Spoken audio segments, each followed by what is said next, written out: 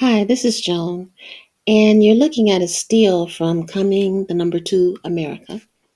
Now, this is not exactly a review because I don't think that I know enough about what exactly it is I'm supposed to be looking at in a movie to actually come out and really give you a review. I can give you an opinion of it, and I did watch it the day it came out.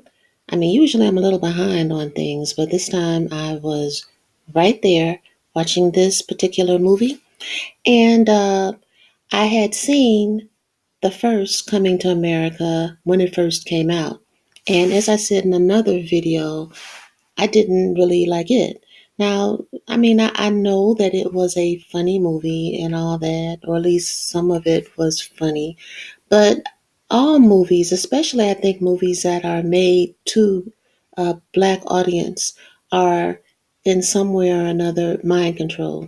They're trying to teach you something. They're trying to get you to move in a certain direction. So if you look at it surface wise, yeah, Coming to America, the first one, yeah, I guess it was funny. I watched it yesterday, I think. And yeah, it was okay. But to me, it was objectionable, number one, for colorism.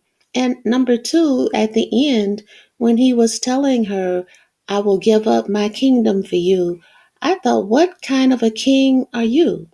I mean, you've met this woman. I think the king gave him, I don't know how long he was even in New York, in New York in the first one. So you met this woman, and also notice if you watch the first one that she is the first light skinned woman he met. Light skinned, biracial, to me, they're pretty much the same thing. That is, that your average brown skinned black person in America is probably around 15 to 25% non black. Well, if this is how much non black ancestry the dark or brown ones have, imagine how much the light ones have. So to me, I tend to think mixed and light skin are synonymous. It's just that the light skinned ones who do not claim to be mixed race don't claim to be it because one or both of their parents was also mixed race but was called black. But that is an aside. When I was watching it, I just thought, well, okay, you had a whole continent of more black people than probably anywhere else. You couldn't find not one black woman who had a mind of her own. I mean, you got up and crossed an ocean. You could have gone to another city. Okay, that was the first complaint. And the thing is for me, when I feel that you have insulted me, I don't tend to like whatever else you did after that. So when in Coming to America 1, when he first left his continent to come to America and then found the first mixed race woman he saw.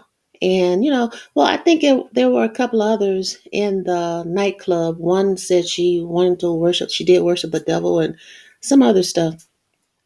And I mean, also, I felt that it was also pushing you in a certain direction and that they made her perfect. She was perfect. She was very kind hearted. She came from an upper middle class, at least, background, but she was not materialistic. She was not looking at, I mean, she was not a gold digger. She was trying to find something deeper in a man. So if they would have traded the roles or made them both Sherry Headley's role and Vanessa Bell Calloway's role, if they had reversed it, then they would have been pushing you toward brown skinned or dark skinned women. But they didn't. And there's a reason for that. And people think now that colorism is some sort of a new thing, but this has been here, I believe, from the garden. But I definitely remember reading a book called The Black or the Berry, and it was about a dark skinned woman who came from a light skinned family, but she still managed to be dark skinned but with straight hair.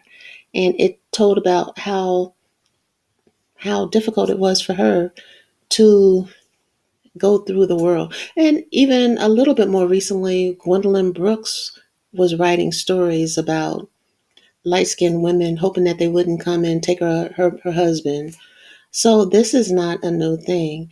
And it is something that has been used to indirectly encourage a love of whiteness. Because where did the light skin come from that you like so much? It didn't come from two black people. It had to be some white in there somewhere. But even all that is an aside because that was from Coming to America 1, which I admittedly, like I said, once I feel that you have totally insulted me, you took my money and insulted me. That really makes me mad. But I didn't have any great high expectations for Coming to America 2. So, for that reason, I didn't hate this movie. I mean, I didn't. I mean, actually, I liked parts of it. I liked Wesley Snipes. Now, I thought to myself, maybe that's just because you have a thing up for Leo men. And generally, I don't think I do, but the past year or so, I've seen so many Aquarius women with Leo men. And, this summer I was talking to a Leo guy. So I don't know. I was thinking maybe it's just some sort of an attraction there until I started seeing that other reviewers were saying the same thing, that they liked Wesley Snipes in the movie. Now, I thought that, to me, the whole thing looked kind of like a Disney movie. So it was easier to not take it seriously. To me, it was not as deep mind control as Coming to America 1. But one thing that I wanted to point out that I haven't seen everybody's review of it, but one thing I haven't seen anybody mention is that the beginning of this, the major part of it was a funeral. This is somebody, I mean, imagine you go to a party and there's somebody sitting up on a stage in a casket. Now I'm old school. That would be strange. Maybe it wouldn't be strange now. Maybe, especially an upright coffin. It made me think of Whitney Houston when they had the party under her, her body upstairs. And how can you party like that? This is a strange world we're living in. But everybody talks about, oh, it was a reunion. It was nice seeing all these people again. That's true. But if you really think about it, you're saying them in the context of somebody's funeral. And I think the whole movie had to do with like the death of an era. Now you might say, and I thought to myself, yeah, I do think they're telling us something about goodbye. This movie is telling you goodbye to something. So before he was coming to America, if you watch the movie, it seems like it's going in the opposite direction now. He came to America, he found his son, but then they go back to Samunda. So I think that what this is telling you is that this era of the African Americans, like when I was in school, they told us, you black people, or we black people, are the most educated, talented black people on the earth. We have to be the leaders and show the Africans and Haitians and Jamaicans and everybody else, you know, the way because we are the most educated. And I think that that is what we're saying goodbye to. I think that the movie is telling you that this era of these particular African American performers and such is ending. The switch is going from America to Africa. And that is just an opinion. Because I kept thinking, this is weird. I mean, it's one thing if you said, "Well, I want to have my funeral before I die." I would have thought, well, maybe he just wants a party because there's no way I'm going to if I have any saying, there's no way I would let my father have a casket on a stage and have all these performers to coming and looking at him in his casket. I couldn't stand to look at him in his casket. You're still alive. Every second you're alive, you're alive. Use it.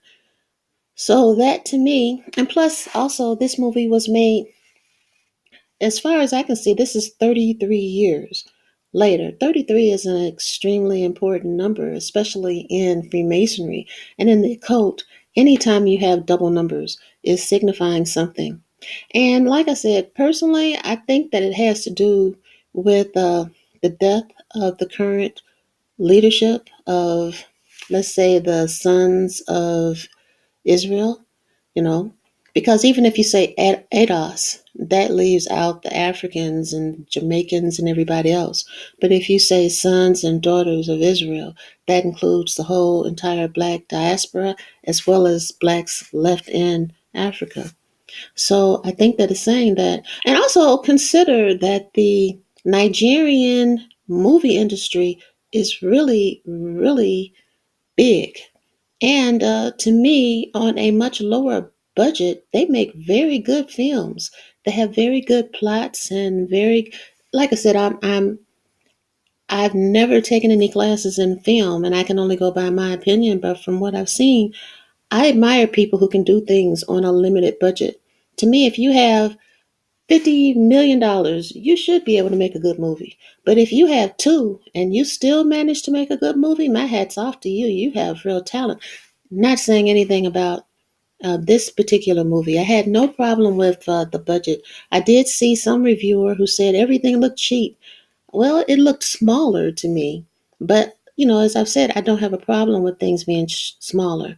And I did think that they made the makeup and the costumes were really beautiful. The hairstyles were really beautiful. But I do think that it is showing that there's a shift. There's a shift. And there's 33 years difference. Like, I don't remember which review I saw, but someone did say, well, like, why are you making it now? I think it was Dr. Shauna. Why are you making this movie after 33 years? I think it's significant. I think that they're telling you something in the occult world. And I think that what they're telling you is the death of an era, the death of leadership.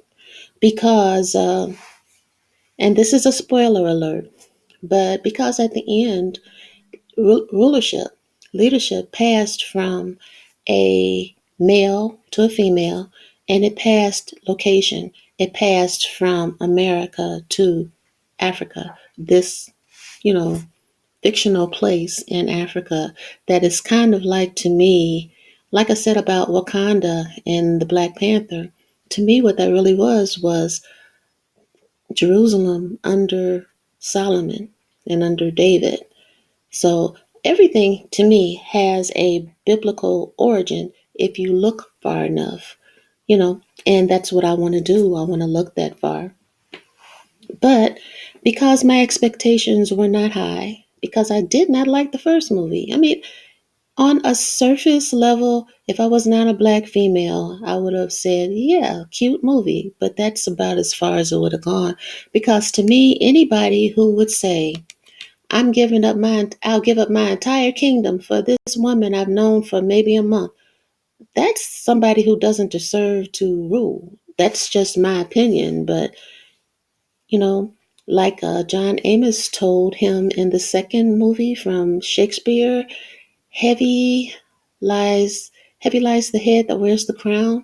You cannot just go around looking at somebody saying, oh baby, I love you, I'm gonna give up my whole kingdom. What, are you crazy? I mean, if I was the woman, I would think, yeah, this sucker's nuts. Let me marry him and try to be the person behind the throne, because he'll just give it away. I'm getting older every day. The first 20-year-old he sees in 20 years, he'll just give his kingdom up for it. That to me, that's not a leader.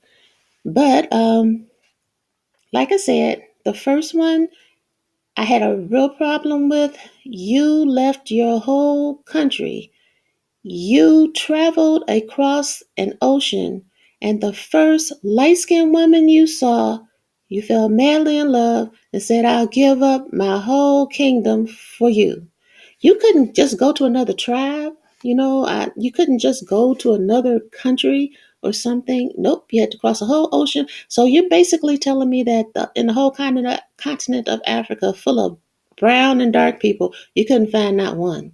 You couldn't possibly Go talk to Vanessa Bell Calloway, whatever her name was in the movie's father, and say, hey, could you tell your daughter to think, like to find something she likes? Or you couldn't marry her and say, hey, baby, seriously, what do you want to do? Plus, it's totally impossible for anybody to totally subjugate themselves. It cannot be done. A human has a separate mind. Even twins cannot do that. So, for anybody to even suggest that it's possible is wrong. So, that was the premise for the first one. And then the second one is, like I said, transition. It's all about transition. James Earl Jones sitting there, they're celebrating death in a way. You know, I thought it was interesting. I especially liked how they brought out Gladys Knight, and all these other people and stuff. In Vogue, who I couldn't really tell who In Vogue was because, I just couldn't. And then Salt and Pepper and all this. This was nice, but to me, this was like saying goodbye. So, that's just something to think about. And you guys, please think about it and have a great rest of your day.